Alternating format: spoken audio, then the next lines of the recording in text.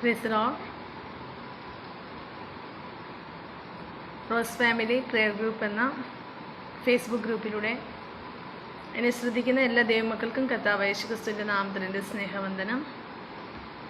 ഇപ്പോൾ കാലം കർത്താവിൻ്റെ വചനവുമായ ദൈവത്തിൻ്റെ സന്നിധിയിലായിരിക്കാൻ എനിക്കിങ്ങനെ ഒരു അവസരം ഒരുക്കി തന്ന കർത്താവിൻ്റെ ദാസി സിസ്റ്റർ റോസ്ലിൻ സുരേഷിനോട് നന്ദിയ സ്നേഹത്തെ അറിയിക്കുന്നു. കർത്താവ് ധാരാളമായി അനുഗ്രഹിക്കട്ടെ. ഇതിൻ്റെ പിന്നിലെ എല്ലാ പ്രവർത്തനങ്ങളെയും ദൈവം മാനിക്കട്ടെ എന്ന് ആശംസിക്കുകയാണ്. തന്നിൽ കൂടി ചെയ്തെടുക്കുന്ന എല്ലാ പ്രവൃത്തികളും ദൈവനാമഹത്വത്തിന് കാരണമായി തീരേണ്ടതിന് പ്രാർത്ഥിക്കുന്നു. ദൈവം അനുഗ്രഹിക്കട്ടെ. നമ്മുടെ ക്രിസ്തീയ ജീവിതത്തിൽ അനുനിമിഷം നാം അനുഭവിക്കുന്ന ഒന്നാണ് ദൈവത്തിൻ്റെ സ്നേഹം എന്നുള്ളത്. അത് സംരക്ഷണം, കരുതൽ, നന്മ, സൗഖ്യം, വിടുതൽ, ശിക്ഷണം തുടങ്ങി നിരവധി നിലകളിലാണ് നാം ദൈവത്തിൻ്റെ സ്നേഹം അനുഭവിച്ചറിയുന്നത് തന്നെ. മനുഷ്യൻ്റെ സൃഷ്ടി മുതൽ തന്നെ, അതായത് മനുഷ്യനെ സൃഷ്ടിച്ച ആ നാൾ മുതൽ മനുഷ്യലേക്ക് ഒഴുകിയെത്തുന്ന ആദ്യ സ്നേഹമെന്ന് പറയുന്നതും ദൈവത്തിൻ്റെ സ്നേഹമാണ്. ഇന്ന് നാം ലോകത്തിൽ അറിയുന്ന, അനുഭവിക്കുന്ന മറ്റേത് സ്നേഹത്തെക്കാളും മനുഷ്യനിലേക്ക് ആദ്യമേ ഒഴുകിയെത്തുക ദൈവത്തിൻ്റെ സ്നേഹമാണ്. ആ സ്നേഹം അതുല്യവും അവർണ്ണനീയവുമാണ്. അത് വ്യത്യസ്തവുമാണ്. എല്ലാവരിൽ നിന്നും സാധാരണ നമുക്ക് ലഭിക്കുന്ന സ്നേഹത്തെക്കാളും വളരെ വ്യത്യസ്തമായ സ്നേഹമാണ് ദൈവത്തിൻ്റെ സ്നേഹം എന്നത്.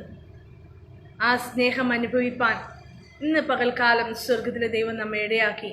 ആ സ്നേഹവാനായ ദൈവത്തിൻ്റെ സന്നിധിയിലായിരിക്കാനും ദൈവമുഖത്തേക്ക് നോക്കുവാനും കർത്താവ് നമ്മെ ഒരുക്കിയതോർത്ത് നന്ദിയോട് സ്തുതിക്കുന്നു, സ്തോത്രം ചെയ്യുന്നു. എന്നെ ശ്രദ്ധിക്കുന്ന എല്ലാ ദൈവമക്കൾക്കും ഒരു പ്രാവശ്യം കൂടെ കർത്താവായ യേശുക്രിസ്തുവിൻ്റെ നാമത്തിൽ എൻ്റെ സ്നേഹവും വന്ദനവും അറിയിക്കുന്നു. അല്പനേരത്തെ ചിന്തയ്ക്കായിട്ട് ഒരു വചനഭാഗം വായിക്കാൻ ആഗ്രഹിക്കുന്നു. ശമൂവേൽ പ്രവാചകന്റെ 1-ാം പുസ്തകം 1-ാം അധ്യായം 5-ാം വാക്യം. ഹന്നായിക്കോ, അവൻ ഹന്നായെ സ്നേഹിക്കൊണ്ട് ഇരട്ടി ഓഹരി കൊടുക്കും, എന്നാൽ യഹോവ അവളുടെ ഗർഭം അടച്ചിരുന്നു. ഹന്നയെക്കുറിച്ചാണ് ഇവിടെ പറഞ്ഞിരിക്കുന്നത്. ഇത് പറയുന്നു, ഹന്നായുടെ ഭർത്താവ് അവളെ അധികം സ്നേഹിച്ചിരുന്നു എന്ന്. എന്നാൽ ദൈവം അവളുടെ ഗർഭത്തെ അടച്ചിരുന്നു. ശമൂവേൽ പ്രവാചകന്റെ 1-ാം പുസ്തകത്തിലെ ആദ്യ 2 അധ്യായങ്ങൾ മാത്രമല്ലാതെ വേറെ എങ്ങും തന്നെ നമുക്ക് ഹന്നയെക്കുറിച്ച് കാണുവാൻ കഴിയുന്നില്ല. ഹന്നയെക്കുറിച്ച് കൂടുതലും ആ 2 അധ്യായങ്ങളിൽ മാത്രം പറഞ്ഞുകൊണ്ടിരിക്കുന്നു. ഹന്നയെക്കുറിച്ച് മാത്രമേ ഹന്നയെക്കുറിച്ച് അവിടെ മാത്രം പറഞ്ഞ് അവളെക്കുറിച്ച് അവിടെ നിർത്തുകയാണ്. പിന്നെ മറ്റു അധ്യായങ്ങളിലോ മറ്റു പുസ്തകങ്ങളിലോ എങ്ങും തന്നെ നമുക്ക് ഹന്നയെക്കുറിച്ച് കാണുന്നില്ല. എന്നാൽ ഹന്നയുടെ ജീവിത രീതി, അവളുടെ പ്രാർത്ഥനാ ജീവിതം നമുക്ക് ഇന്നും മനസ്സിലാക്കുവാൻ കഴിയുന്നുണ്ട്.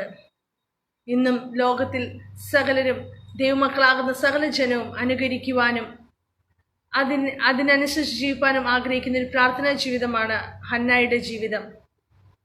എഫ്രൈം മലനാട്ടിൽ എൽക്കാന എന്ന മനുഷ്യന്റെ 2 ഭാര്യമാരിൽ ഒരുവളായിരുന്നു ഹന്ന. പെനീന എന്ന ഭാര്യയ്ക്ക് തലമുറകൾ ഉണ്ടായിരുന്നു, എന്നാൽ ഹന്നയ്ക്ക് തലമുറകളില്ലായിരുന്നു. എന്നിട്ട് കൂടെ എൽക്കാന പെനീനയേക്കാൾ അധികമായി ഹന്നയെ സ്നേഹിക്കുകയുണ്ടായി.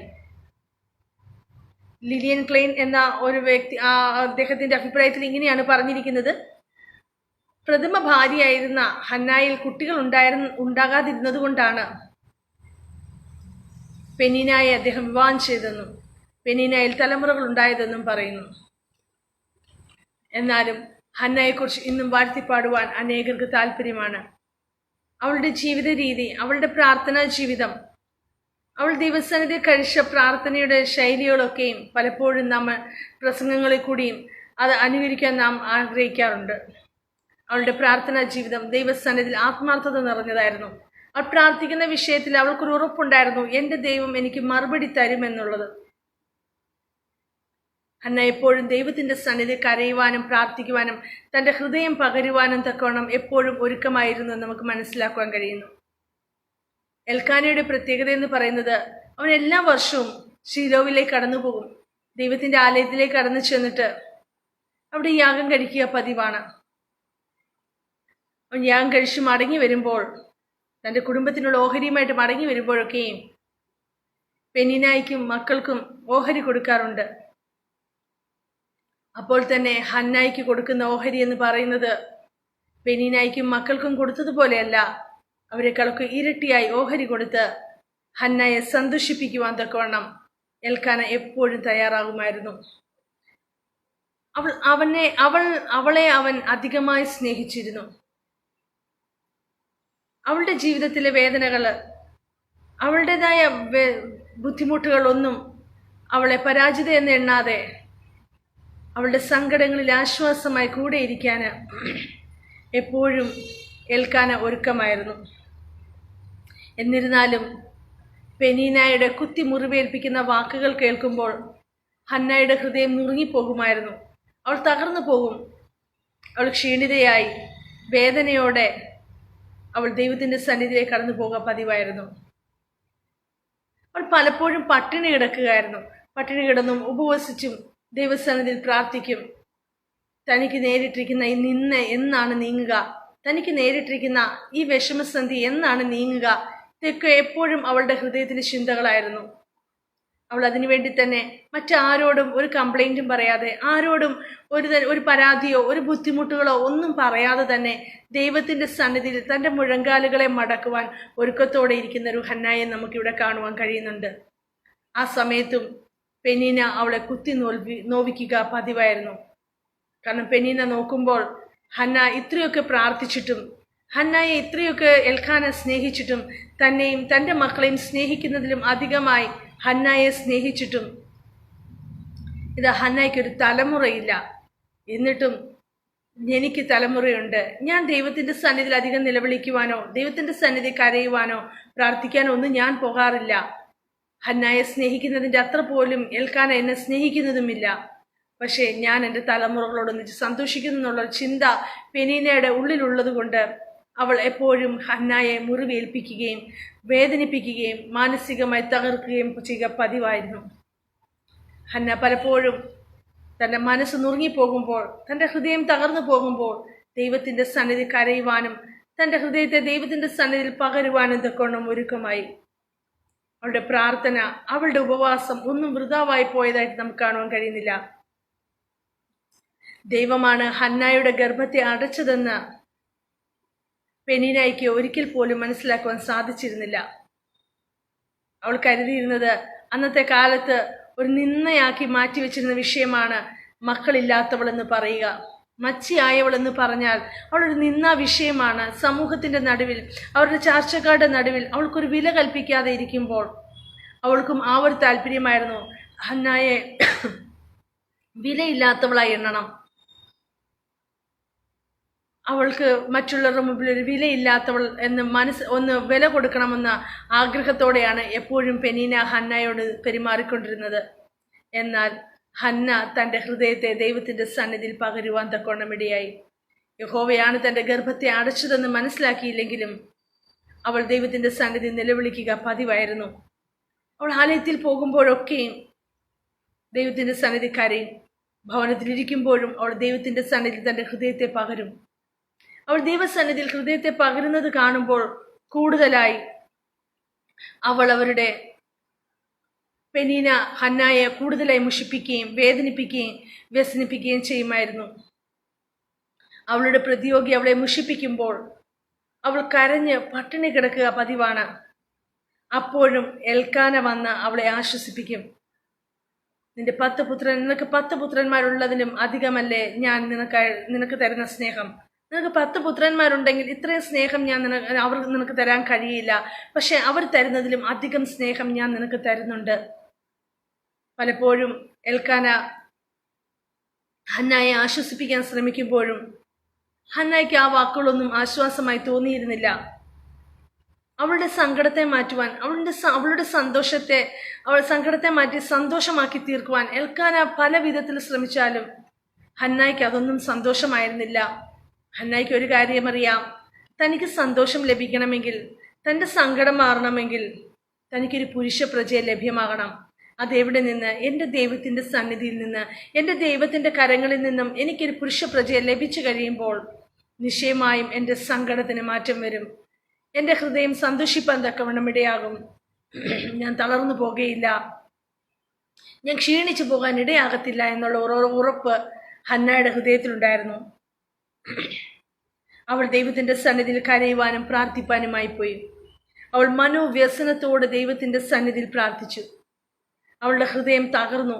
അവൾ ദൈവത്തിന്റെ സന്നിധിയിൽ തന്റെ ഹൃദയത്തെ പകർന്നപ്പോൾ വളരെ വ്യസനത്തോടെയാണ് അവൾ പ്രാർത്ഥിപ്പാൻ തക്കൊണ്ടിടയായത്. അവളുടെ ഹൃദയത്തെ ആർക്കും അറിയില്ലായിരുന്നു. അവളെക്കുറിച്ച് ആർക്കും തന്നെ ഒന്നും അറിയാതെ ഇരിക്കുമ്പോൾ, പലരും നോക്കുമ്പോൾ അവൾക്ക് തലമുറയില്ല, അവൾ നിന്ന പാത്രമായി, അവൾ നിന്ദിതയായി കണക്കാക്കുമ്പോഴും അവൾ ദൈവത്തിന്റെ സന്നിധിയിൽ നിന്ദിതയായി തീരുവാൻ ദൈവം അനുവദിക്കുന്നില്ല. അവളുടെ കരച്ചിലിനെ, അവളുടെ പ്രാർത്ഥനയെ കർത്താവ് ശ്രദ്ധിക്കുകയാണ്.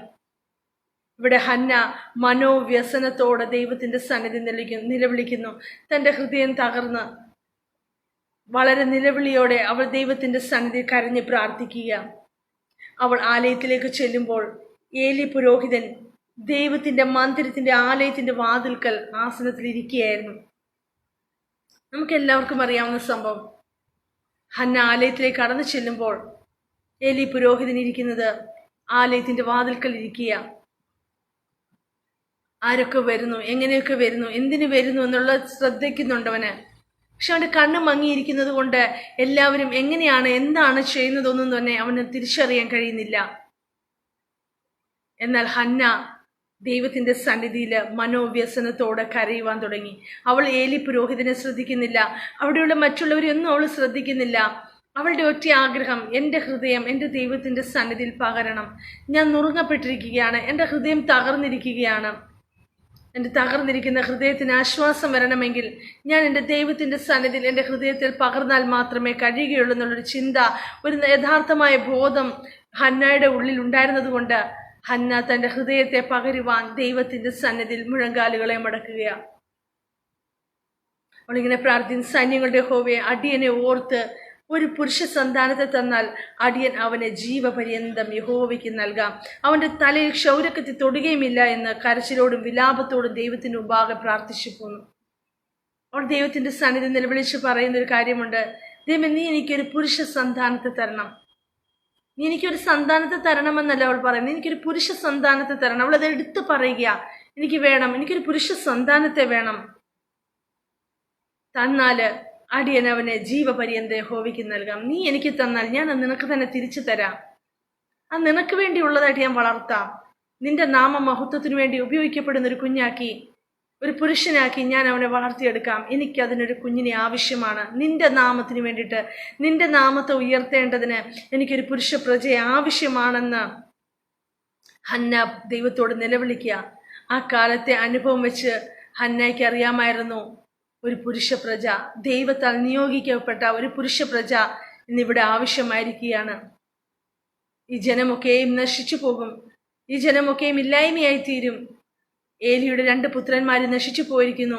അവരെ കൊണ്ട് ആലയത്തിലെ വേല ചെയ്യുവാൻ കഴിയാതെ വണ്ണം അവരുടെ ഹൃദയം നശിച്ചിരിക്കുമ്പോൾ, അവരുടെ വഴികൾ വേർവിട്ട വഴികളായി തീർന്നിരിക്കുമ്പോൾ, അവൾ അതൊക്കെ കണ്ടിട്ട് അവളുടെ ഹൃദയ നുറുക്കത്തിൽ അവൾ പറയുന്നു, ദൈവമേ, നീ എനിക്കൊരു പുരുഷ സന്താനത്തെ തരണം. എന്തിനു വേണ്ടിയിട്ടെന്നോ, നിനക്ക് വേണ്ടി തന്നെ വേല ചെയ്യുവാൻ, നിനക്ക് വേണ്ടി, നിനക്ക് നിവേദ്യനായി തീരാൻ, നിനക്ക് വേണ്ടി പ്രയോജനപ്പെടുന്ന ഒരു പൈതലിനെ എനിക്ക് ആവശ്യമായിരിക്കുന്നു എന്ന് പറഞ്ഞ് ഹന്ന ദൈവത്തിന്റെ സന്നിധി നിലവിളിക്കുകയാണ്. അവൾ കരച്ചിലോടും വിലാപത്തോടും ദൈവത്തിന്റെ മുമ്പാകെ പ്രാർത്ഥിക്കുകയെന്നു. തനിക്കൊരു പുരുഷ പ്രജ ആവശ്യമായിരിക്കുക. അവളുടെ നിലവിളി ഉറപ്പുള്ളതായിരുന്നു, അവളുടെ പ്രാർത്ഥനയ്ക്ക് ഉറപ്പുണ്ടായിരുന്നു. അവൾ ഹൃദയത്തിൽ നിന്നുകൊണ്ട് ദൈവത്തിൽ പറയുന്ന വാക്കുകളോട് അവൾക്കൊരു ഉറപ്പുണ്ടായിരുന്നു, നിശ്ചയമായും എൻ്റെ ദൈവം എൻ്റെ പ്രാർത്ഥന കേൾക്കും, എൻ്റെ പ്രാർത്ഥനയ്ക്ക് മറുപടി തരിക തന്നെ ചെയ്യും. എന്നെ നിന്ദിക്കുന്നവരുടെ നടുവിൽ, പരിഹസിക്കുന്നവരുടെ നടുവിൽ, എന്നെ ഒറ്റപ്പെടുത്തുന്നവരുടെ നടുവിൽ, ഇന്നെന്നെ നിന്ന പാത്രമായി കാണുന്നവരുടെ നടുവിൽ തന്നെ ഞാനൊരു പുരുഷ പ്രജയെ വാങ്ങും. അവനുമായി ഞാൻ കർത്താവിൽ സന്തോഷിക്കും. ഞാൻ അവന് കർത്താവിന് വേണ്ടി പ്രയോജനപ്പെടുത്തുന്ന ഒരു പൈതലാക്കി, ഒരു പുരുഷനാക്കി അവനെ മാറ്റിയെടുക്കുമെന്നുള്ളൊരു ഉറപ്പ് ഹന്നയുടെ ഹൃദയത്തിലുണ്ടായിരുന്നു. എന്നാൽ ഈ ഹന്ന ദൈവത്തിന്റെ സന്നിധിയിൽ കരയുന്നതും പ്രാർത്ഥിക്കുന്നതുമൊക്കെയും ഏലി അവളെ ശ്രദ്ധിക്കുന്നുണ്ടായിരുന്നു. ഏലി പുരോഹിതൻ അവളെ ശ്രദ്ധിച്ചു കൊണ്ടിരുന്നപ്പോൾ അവളുടെ വായ് ചലിക്കുകയും വിതുമ്പുകയും വിറയ്ക്കുകയും ചെയ്യുകയാൽ മദ്യപിച്ച് ലഹരി പിടിച്ചിരിക്കുന്നു എന്ന് വിചാരിച്ച് ഏലി അവളോട് എത്രത്തോളം നീ ലഹരി പിടിച്ചിരിക്കുന്നു എന്ന് പരിഹാസ രൂപത്തിൽ പറയുക. അവൾ പ്രാർത്ഥിക്കാനായിട്ട് കടന്നു വന്നത് അവളുടെ ഹൃദയത്തിന്റെ തകർച്ചയെ, അവളുടെ മനോവ്യസനത്തെ നീങ്ങേണ്ടതിന് വേണ്ടിയിട്ടാണ് അവൾ ദൈവത്തിന്റെ സന്നിധിയിൽ കടന്നു വന്നത്. ഭവനത്തിൽ അവൾ ഒരു വലിയ പരിഹാസത്തിനും നിന്ദയ്ക്ക് പാത്രമായിരുന്നിട്ട് അവൾ ഇവിടെ ആലയത്തിലേക്ക് കടന്നു വന്നത് അവൾക്കൊരു സന്തോഷം ലഭിക്കാൻ വേണ്ടിയിട്ട്, അവളുടെ കരച്ചിലിന് മറുപടി ലഭിക്കാൻ വേണ്ടിയിട്ട് അവൾ പ്രാർത്ഥനയോടെ ദൈവത്തിൻ്റെ സന്നിധിയിലായിരിക്കുമ്പോൾ ഇപ്പോഴിതാ അവളെ ആശ്വസിപ്പിക്കേണ്ട, അവൾക്ക് വേണ്ടുന്ന നല്ല മറുപടി നൽകേണ്ട ആലയത്തിലെ പുരോഹിതൻ പോലും അവളോട് ചെന്ന് പറയുക, നീ ലഹരി പിടിച്ചിരിക്കുകയാണ്, നീ എത്രത്തോളം ലഹരി പിടിച്ചിരിക്കുന്നു? വളരെ പരിഹാസത്തോടെ അവളോട് ചോദിക്കുക, അവളെ പരിഹാസത്തോടെ തന്നെ നോക്കുകയാ. പുരോഹിതൻ കരുതിയിരുന്നത് അവൾ ലഹരി പിടിച്ചവളായിട്ട് ഇവിടെ വന്നിരിക്കുന്നു, അവൾ മറ്റു സ്ത്രീകളെ പോലെ ദൂഷ്യമുള്ള സ്വഭാവമുള്ളവളെന്ന് കണ്ട് അങ്ങനെ ഒരു ചിന്തയിലാണ് പുരോഹിതൻ വന്ന് അവളോട് ചോദിക്കുന്നത്, നീ എന്തിനാ ഇങ്ങനെ ഇവിടെ വന്നിരുന്ന് കരയുന്നത്? ആ ചോദ്യത്തിന്റെ മുമ്പിൽ വളരെ താഴ്മയുള്ളവളായി തന്നെ തിരിച്ച് മറുപടി പറയും, ഒട്ടും കോപിക്കാതെ തിരിച്ചു പറയുന്നു, അടിയൻ മനോവ്യസനമുള്ളവളാണ്, മദ്യപിച്ചിട്ടില്ല, എൻ്റെ ഹൃദയം ദൈവസന്നിധിയിൽ പകരുകയാണ്. ഞാൻ മദ്യപിച്ചിട്ടല്ല ഇവിടെ വന്നിരിക്കുന്നത്, എൻ്റെ ഹൃദയത്തെ ഞാൻ ദൈവസന്നിധിയിൽ പകരുകയാണ്. ദൈവമക്കളെ, ഹന്നയുടെ ജീവിതം നോക്കിയാൽ അവൾക്ക് ഭവനത്തിനകത്ത് സന്തോഷമില്ലാതെ ഇരിക്കുന്നതുകൊണ്ട് അവൾ ആലയത്തിലേക്ക് കടന്നു വന്നത് അവൾക്ക് സന്തോഷം ലഭിക്കേണ്ടതിന്, അവളുടെ ഹൃദയത്തെ ദൈവത്തിൻ്റെ സന്നിധിയിൽ പകരുമ്പോൾ ദൈവത്തിങ്കിൽ നിന്ന് നല്ല ആലോചന ലഭിക്കേണ്ടതിന് വേണ്ടിയിട്ടാണ് അവൾ കടന്നു വന്നത്.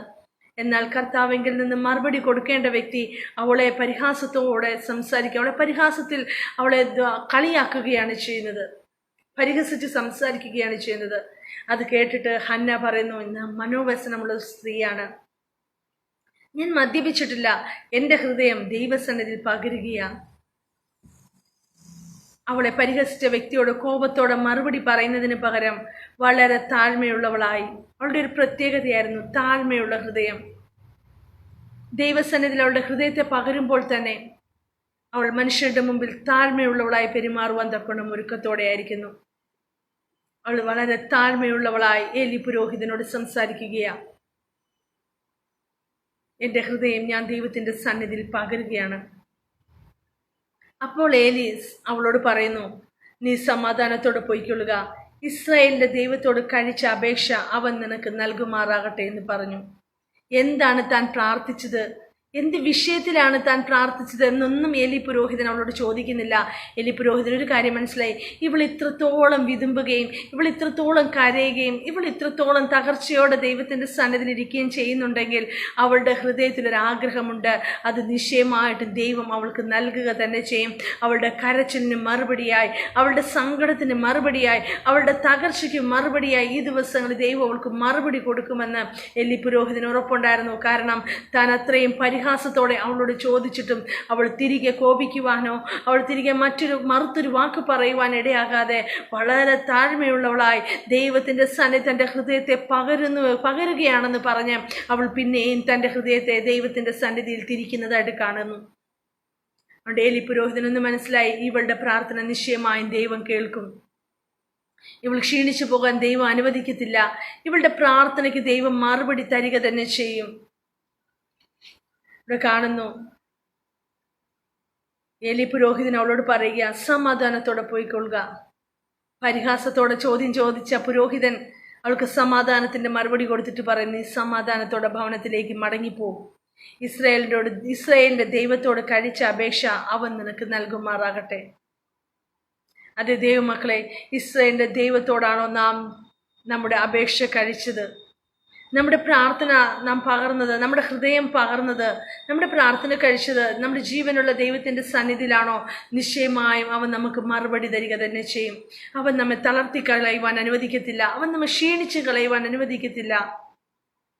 അവൻ നമ്മുടെ പ്രാർത്ഥനയ്ക്ക് മറുപടി തരിക തന്നെ ചെയ്യും. നമ്മുടെ ഞെരുക്കത്തിന്, നമ്മുടെ ഹൃദയ നുറുക്കത്തിന് മറുപടിയായി കർത്താവ് വാസ്തവമായി ഇടപെടുക തന്നെ ചെയ്യും. ഇവിടെ ഏലി പുരോഹിതൻ പറയാ, നീ ഇസ്രായേലിന്റെ ദൈവത്തോടാണോ നിലവിളിച്ചത്? നിന്റെ ഹൃദയം പകർന്നത്, നീ പറഞ്ഞ വാക്കുകളൊക്കെ സത്യത്തോടെയാണെങ്കിൽ, നീ ദൈവത്തിൻ്റെ സന്നിധിയിൽ, നീ ജീവനുള്ള ദൈവത്തിൻ്റെ സന്നിധിയിലാണ് നിന്റെ ഹൃദയത്തെ പകർന്നതെങ്കിൽ നിശ്ചയമായും അവൻ നിനക്ക് മറുപടി തരിക തന്നെ ചെയ്യും. അവൻ നിന്നെ കൈവിടുകയില്ല, അവൻ നിന്നെ ഉപേക്ഷിക്കത്തില്ല. നിസ്സമാധാനത്തോടെ പോയിക്കൊള്ളുക എന്ന് പറഞ്ഞു. അതിൽ പിന്നെ ഹന്നായുടെ മുഖം വാടിയതുമില്ല, അവൾക്കൊരു ഉറപ്പുണ്ടായിരുന്നു, എൻ്റെ പ്രാർത്ഥന എൻ്റെ ദൈവം കേട്ടു, നിശ്ചയമായും അവൻ എനിക്ക് മറുപടി തരിക തന്നെ ചെയ്യും. ഹന്നായിക്ക് ഏലി പുരോഹിതനിൽ നിന്ന് ലഭിച്ച ആ വാക്കുകൾ കേട്ടപ്പോൾ അവൾക്കൊരു ഉറപ്പുണ്ടായിരുന്നു, എൻ്റെ ദൈവം എൻ്റെ പ്രാർത്ഥന കേട്ടിട്ടുണ്ട്, നിശ്ചയമായും അവൻ എനിക്ക് മറുപടി തരിക തന്നെ ചെയ്യും. പിന്നത്തേതിൽ അവളുടെ മുഖം വാടിയില്ല.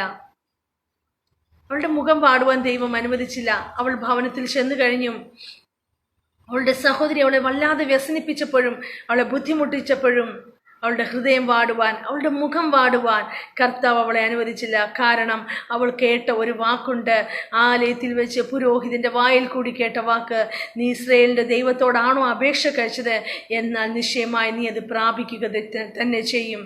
അവളത് ഉറപ്പുള്ളവളായി തന്നെ ഭവനത്തിലേക്ക് മടങ്ങിപ്പോകുന്നു. 1:20 ഇങ്ങനെ പറയുന്നു, യഹോവ അവളെ ഓർത്തു. ഒരാണ്ട് കഴിഞ്ഞിട്ട് ഹന്ന ഗർഭം ധരിച്ച് ഒരു മകനെ പ്രസവിച്ചു. ഞാൻ അവനെ യഹോവയോട് അപേക്ഷിച്ചു വാങ്ങിയെന്ന് പറഞ്ഞ് അവന് ശമൂവേൽ എന്ന് പേരിട്ടു. അത് ദൈവമക്കളെ, അവൾ കരഞ്ഞ വിഷയത്തിന്റെ മേലും മറുപടി തരുന്ന ദൈവം. ഒരാണ്ട് കഴിയുന്നതിന് മുമ്പേ തന്നെ അവിടെ പറയുന്നു, ദൈവം ഹന്നായെ ഓർത്തു. ഒരാണ്ട് കഴിഞ്ഞിട്ട് ഹന്ന ഗർഭം ധരിച്ചു, ഒരു മകനെ പ്രസവിച്ചു. ദൈവത്തിന് ഓർക്കുന്ന ഒരു സമയമുണ്ട്. പലപ്പോഴും നാം ചിന്തിക്കും, നമ്മുടെ വിഷയങ്ങൾക്ക് മറുപടി ലഭിക്കുന്നില്ലല്ലോ, എന്തുകൊണ്ടാണ് ഞാൻ ഇത്രയും തകർച്ചയോടെ, ഞാൻ ഇത്രയും കരച്ചിലോടെ, പ്രാർത്ഥനയോടെ നിന്റെ സന്നിധിയിലായിരുന്നിട്ടും എൻ്റെ വിഷയത്തിനൊരു മറുപടി കിട്ടിയില്ലല്ലോ എന്ന് നാം ദൈവത്തിൻ്റെ സന്നിധിയിൽ കരയുമ്പോൾ നാം മനസ്സിലാക്കണം, കർത്താവ് നമ്മെ ഓർക്കുന്ന ഒരു ദിവസമുണ്ട്. ആ ദിവസം വരെ നാം വെയിറ്റ് ചെയ്യേണ്ടത് ആവശ്യമാണ്. ഇവിടെ ഹന്ന ഏലി പുരോഹിതന്റെ വാക്ക് കേട്ട് ആശ്വാസത്തോടെ ഭവനത്തിലേക്ക് മടങ്ങിപ്പോകുമ്പോൾ പിന്നത്തേതിൽ അവളുടെ മുഖം വാടുവാൻ ദൈവം അനുവദിച്ചില്ല. അവളുടെ മുഖം വാടാഞ്ഞതുകൊണ്ട്, അവളുടെ ഹൃദയം തകർന്ന് പിന്നെയും ക്ഷീണിച്ചു പോകാഞ്ഞതുകൊണ്ട് ദൈവം അവളെ ഓർത്തു. അവൾക്ക് ഒരാണ്ട് കഴിഞ്ഞിട്ട് ഒരു തലമുറയെ നൽകുവാൻ തക്കവണ്ണം ദൈവം ഇടയാക്കി. ദൈവസന്നിധി കരഞ്ഞ ഹന്നായിക്ക് സന്തോഷവും സമാധാനവും ഒരു പുരുഷ സന്താനത്തെയും ലഭിപ്പാൻ തക്കവണ്ണം ഇടയായി. ദൈവം അവളെ സന്ദർശിച്ചു. അവളുടെ ഹൃദയത്തിന് ആനന്ദമുണ്ടായി. പിന്നെ ഹന്നായിക്ക് ദുഃഖിക്കേണ്ടതായി വന്നതായിട്ട് നമുക്ക് കാണുവാൻ കഴിയുന്നില്ല. അവളുടെ ജീവിതത്തിലെ എല്ലാ തകർച്ചകളെയും, അവളുടെ ജീവിതത്തിലെ എല്ലാ നിരാശകളെയും, അവളുടെ ജീവിതത്തിലെ എല്ലാ സങ്കടങ്ങളെയും ദൈവം അവിടെ നിന്ന് മാറ്റുക. അവളുടെ ഹൃദയത്തിൽ എപ്പോഴും ആനന്ദമുണ്ടാകുവാൻ തക്കവണ്ണം ദൈവം ഇടയാക്കി. ഹന്ന ദൈവം മുമ്പാകെ തീരുമാനിച്ചതുപോലെ തന്നെ പൈതലിന് ശമൂവേൽ എന്ന് പേർ വിളിച്ചു. അവന് മുലകുടി മാറിയ ശേഷം 3 വയസ്സ് പ്രായമുള്ള ഒരു കാളയെയും ഒരു പറമാവും ഒരു തുരുത്തി വീഞ്ഞുമായി ശീലോവിൽ യഹോവയുടെ ആലയത്തിലേക്ക് പോവുകയാണ്. അവൾക്ക് ദൈവം കൊടുത്ത വാഗ്ദത്തത്തെ അവളുടെ കരങ്ങളിൽ ലഭ്യമായപ്പോൾ, അവൾ ചോദിച്ചു വാങ്ങിച്ചതിനെ അവളുടെ കരങ്ങളിൽ ലഭിച്ചു കഴിഞ്ഞപ്പോൾ, അതിൻ്റെ അപ്രായമായപ്പോൾ, കുഞ്ഞിനെ ആലയത്തിലേക്ക് തിരികെ കൊണ്ടു കൊടുക്കേണ്ട പ്രായമായപ്പോൾ, മനസ്സിന് യാതൊരു വിഷമവും കൂടാതെ തന്നെ തൻ്റെ പൈതലിനെ താൻ ചോദിച്ചു വാങ്ങിച്ചതാണ്. ഇനി എനിക്ക് ആ കുഞ്ഞിനെ ഞാൻ എങ്ങനെ ആലയത്തിലേക്ക് കൊണ്ടാക്കും എന്നുള്ള ചിന്തകളോ ആകുലതകളോ ഒന്നുമില്ലാതെ തന്നെ ഹന്ന ആ പൈതലുമായി ആലയത്തിലേക്ക് കടന്നു ചെല്ലുകയാണ്. കുഞ്ഞിനെ ദൈവത്തിൻ്റെ സന്നിധിയിലേക്ക് കൊടുക്കുവാൻ വേണ്ടി പോകുമ്പോൾ കാണുന്നു, 3 വയസ്സ് പ്രായമുള്ള ഒരു കാളയും ഒരു പറ മാവും ഒരു തുരുത്തി വീഞ്ഞുമായി. 3 വയസ്സ് പ്രായമുള്ള ഒരു കാളയും ഒരു പറ മാവും ഒരു തുരുത്തി വീഞ്ഞുമായി ശീലോവിൽ യഹോവയുടെ ആലയത്തിലേക്ക് ചെന്നു. താൻ ദൈവസന്നിധിയിൽ നേർച്ച നേർന്നത് എങ്ങനെയെന്നോ അതുപോലെ തന്നെ നിവർത്തിക്കുവാൻ അവൾ ഒരുക്കത്തോടെ ദൈവത്തിൻ്റെ സന്നിധിയിലേക്ക് കടന്നു ചെല്ലുകയാണ്. പുരോഹിതനോട് ഇങ്ങനെ പറയുന്നു, ഞാൻ ഈ ബാലനായിട്ട് യഹോവയോട് പ്രാർത്ഥിച്ചു, യഹോവ എനിക്ക് നൽകിയിരിക്കുന്നു, അതുകൊണ്ട് ഞാൻ അവനെ യഹോവയ്ക്ക് നിവേദിച്ചിരിക്കുന്നു. അവൻ ജീവപര്യന്തം യഹോവയ്ക്ക് നിവേദ്യനായിരിക്കും.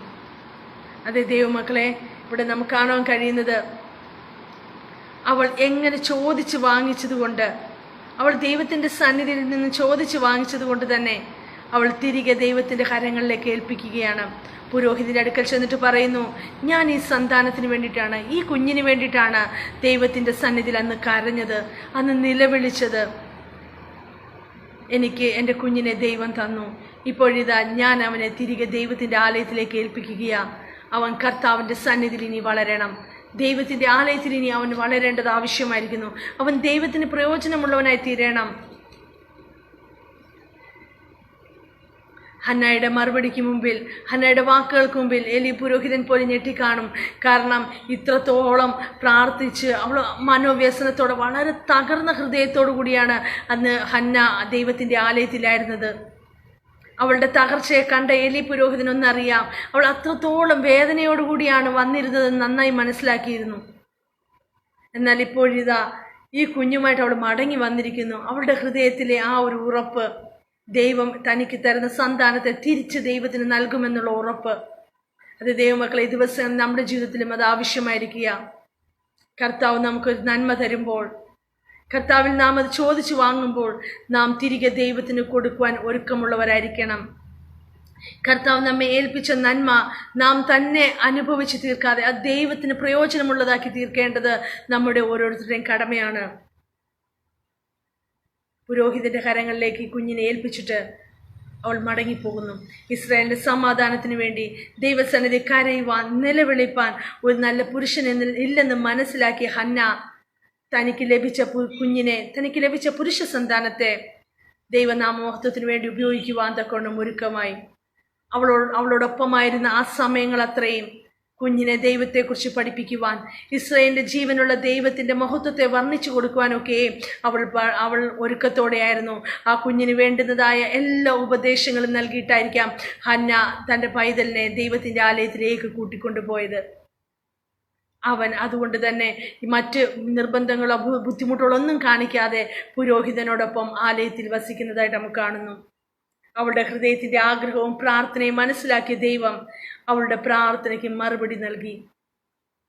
അവളുടെ ക്ഷീണത്തെ, അവളുടെ പ്രയാസത്തെ അറിഞ്ഞ കർത്താവ്, അവളുടെ ദൈവസന്നിധിയിലുള്ള അവളുടെ നിലവിളിയെ മനസ്സിലാക്കിയ കർത്താവ്, അവളുടെ ദൈവസന്നിധി കരഞ്ഞ ഓരോ വാക്കുകളെ മനസ്സിലാക്കിയ കർത്താവ് അവളുടെ പ്രാർത്ഥനയ്ക്ക് മറുപടിയായി അവൾക്ക് വേണ്ടി പ്രവർത്തിക്കുന്നത് കാണുവാൻ തൊക്കൊണ്ടമിടയായി. അതേ ദൈവമക്കളെ, ഈ ദിവസങ്ങളിൽ നമുക്കും നമ്മുടെ ജീവിതത്തിൽ ഒരു പ്രാർത്ഥനാ ജീവിതം, ഹന്നയെ പോലെ ഉറപ്പുള്ള ഒരു പ്രാർത്ഥനാ ജീവിതം നമുക്കുണ്ടായിരിക്കട്ടെ. നമ്മുടെ ഹൃദയം ദൈവസന്നിധിയിൽ പകരുമ്പോൾ, നമ്മെ മറ്റുള്ളവർ നോക്കി കളിയാക്കുമ്പോൾ, പരിഹസിക്കുമ്പോൾ, നമ്മുടെ ഹൃദയം തകർന്നു പോകുമ്പോൾ നാം ഒരു കാര്യം മനസ്സിലാക്കണം: നമ്മെ ഓർക്കുന്ന ഒരു ദൈവമുണ്ട്, നമ്മെ അറിയുന്ന ഒരു ദൈവമുണ്ട്, നമുക്ക് വേണ്ടി ഒരുക്കി വെച്ചിരിക്കുന്ന ഒരു ദിവസമുണ്ട്. ആ ദിവസത്തിനായി നമുക്ക് ഒരുക്കത്തോടെ ആയിരിക്കാം. മിഷേൽ ഓഷോറോ എന്ന വ്യക്തിയുടെ അഭിപ്രായത്തിൽ ഇങ്ങനെയാണ് പറയുന്നത്: ഹന്ന ആത്മാർത്ഥമായ അപേക്ഷകന്റെ സ്വഭാവത്തെയും ദൈവിക മഹത്വത്തിന്റെ നന്ദിയുള്ള ആഘോഷത്തെയും പ്രതിനിധീകരിക്കുന്നുവെന്ന്. ആത്മാർത്ഥമായൊരു പ്രാർത്ഥനാ ജീവിതം ഹന്നയുടെ ജീവിതത്തിൽ ഉണ്ടായിരുന്നു. ഹന്ന എപ്പോഴും ദൈവത്തിന്റെ സന്നിധിയിൽ പ്രാർത്ഥിക്കുമ്പോൾ അവൾക്ക് ഉറപ്പുണ്ടായിരുന്നു, എൻ്റെ ദൈവം ഞാൻ പ്രാർത്ഥിക്കുന്ന വിഷയത്തിൻ്റെ മേൽ മറുപടി തരുമെന്ന്. അതുകൊണ്ട് തന്നെ ആത്മാർത്ഥതയോടെ പ്രാർത്ഥിക്കുവാൻ, ദൈവസന്നിധിയിലായിരിക്കുമ്പോൾ ഹൃദയം വ്യതിചലിച്ചു പോകാതെ ദൈവവുമായുള്ള നല്ല ബന്ധത്തിൽ മുൻപോട്ട് പോകുവാൻ തക്കവണ്ണം എപ്പോഴും അവൾ ഒരുക്കത്തോടെയായിരുന്നു. ആദ്യകാല ഇംഗ്ലീഷ് പ്രൊട്ടസ്റ്റന്റ് മതത്തിലെ ഒരു പ്രധാന വ്യക്തിയായിരുന്നു ഹന്ന എന്നത്. അത് സ്വകാര്യ പ്രാർത്ഥനയുടെ പ്രാധാന്യതയെക്കുറിച്ചായിരുന്നു അവർ പറയുന്നത്. ഹന്നയെക്കുറിച്ച് അവർ എടുത്തു പറയുവാൻ തക്കണം എപ്പോഴും ഒരുക്കത്തോടെയായിരുന്നു. ഹന്നയുടെ പ്രാർത്ഥനാ ജീവിതം, എങ്ങനെയാണ് ഹന്ന പ്രാർത്ഥിക്കുന്നത്, ഹന്നയുടെ പ്രാർത്ഥനാ ജീവിതം നമ്മളിൽ എങ്ങനെ മാറ്റങ്ങൾ വരുത്തണമെന്നൊക്കെയും അവരന്ന് അത് പഠിപ്പിക്കുമായിരുന്നു. ജെറുസലേം തൽമൂത്തുകളിലൊക്കെയും ഹന്നയുടെ പ്രാർത്ഥന ഒരു മാതൃകയായി സ്വീകരിച്ചതായിട്ട് നമുക്ക് കാണുവാൻ കഴിയുന്നു. അത് ദൈവമക്കളെ, ഈ ദിവസങ്ങളിൽ നമ്മുടെ ജീവിതത്തിൽ ഒരു വ്യത്യാസമുണ്ടാകട്ടെ. ഹന്നയെ പോലെ പ്രാർത്ഥനാ ജീവിതത്തിൽ മാതൃകയുള്ളവരായി മാറാം. തൻ്റെ പ്രാർത്ഥനയ്ക്ക് മറുപടി ലഭിക്കുമെന്നൊരു ഉറപ്പ് നമുക്കുണ്ടാകട്ടെ. നമ്മെ നോക്കി പരിഹസിക്കുന്നവർ അനേകരുണ്ടാകാം, നമ്മെ നോക്കി നിന്ദിക്കുന്നവർ, ദുഷിക്കുന്നവരൊക്കെ ഉണ്ടാകാം. എന്നാൽ ഹൃദയ തകർച്ചയോടെ, മനോവ്യസനത്തോടെ ഞാൻ എൻ്റെ ദൈവത്തിൻ്റെ സന്നിധിയിലിരിക്കുമ്പോൾ നിശ്ചയമായും എൻ്റെ പ്രാർത്ഥന കേട്ട് അതിന് മറുപടി തരുന്ന ദൈവം എൻ്റെ കൂടെയുണ്ട് എന്നുള്ള ആ ഒരു ഉറപ്പും വിശ്വാസത്തോടും കൂടെ നാം മുമ്പോട്ട് പോകുമ്പോൾ അവൻ നമുക്ക് വേണ്ടി പ്രവർത്തിക്കുക തന്നെ ചെയ്യും. തന്നെ മുഷിപ്പിക്കുകയും വ്യസനിപ്പിക്കുകയും ചെയ്തവരുടെ മുമ്പിൽ ദൈവത്തിൽ നിന്നുള്ള മറുപടി ലഭിപ്പാൻ തക്കവണ്ണം ഹന്നയ്ക്കിടയായി. അതുപോലെ തന്നെ ദിവസങ്ങളിലും നമ്മുടെ ജീവിതത്തെയും ദൈവത്തിൻ്റെ കരങ്ങളിലേക്ക് ഏൽപ്പിക്കാം. പ്രാർത്ഥനയോടെ മുന്നേറാം. ഹന്നയെ പോലെ മാതൃകപരമായൊരു ജീവിതം നയിച്ച് ദൈവസന്നിധിയിൽ പ്രാർത്ഥിച്ച് മുന്നേറുവാൻ തക്കണം ദയമായി കർത്താവ് നമ്മെ ഇടയാക്കട്ടെ എന്ന് പ്രാർത്ഥിക്കുകയും ആശംസിക്കുകയും ചെയ്യുന്നു. എനിക്കിങ്ങനെ ഒരു അവസരം ഒരുക്കി തന്ന കർത്താവിൻ്റെ ദാസി സിസ്റ്റർ റോസ്ലിനോടുള്ള നന്ദി സ്നേഹത്തെ അറിയിക്കുന്നു. അപ്പോൾ തന്നെ എന്നെ ശ്രദ്ധിച്ച എല്ലാ ദൈവമക്കളോടുള്ള നന്ദി അറിയിക്കുന്നു. കർത്താവ് എല്ലാവരെയും അനുഗ്രഹിക്കുവാനാകട്ടെ. ആമേൻ.